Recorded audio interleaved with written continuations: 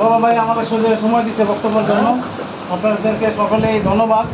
আমাদের এখানে উপস্থিত আছেন মাননীয় সভাপতি সাহেব তো নাই, উনি হয়তো দূরে আছেন।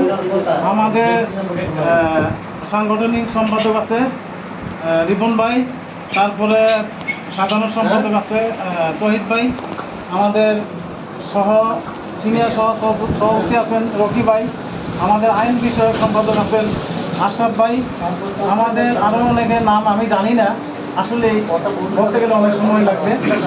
তো সকলে যে আমরা যে অফিসটা নিছি, এই অফিসটা যেন সকলেই আমরা মিটিংয়ে প্রত্যেকটা সবাই যেন উপস্থিত থাকতে পারি, আর এই সংগঠনে আমরা যেন সকলেই কাজ করতে পারি নিঃস্বার্থে।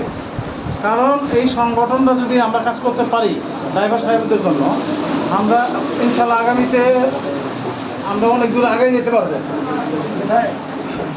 এই সংগঠন আসলে আমি যখন শুনছি যে বাংলাদেশ প্রাইভেট ড্রাইভার একতা একটা সংগঠন আছে, সেখানে এসে আমি নিজের খুব গর্ব মনে করি যে এই সংগঠনে আমি একজন কর্মী হিসাবে কাজ করার জন্য। ইনশাল্লাহ আমি সবসময় এই সংগঠনে কাজ করে যাব।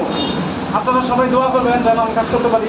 এই এলাকার ভিতরে একটা অফিস হয়েছে, হয়তো আমার সবসময় একটু সময় দিতে হবে, তারপরেও আমার সমস্যা নেই, আমি দিব ইনশাল্লাহ। সবাই ভালো থাকবেন, সুস্থ থাকবেন। আমি বললে বক্তব্য শেষ করছি। আসসালামু আলাইকুম।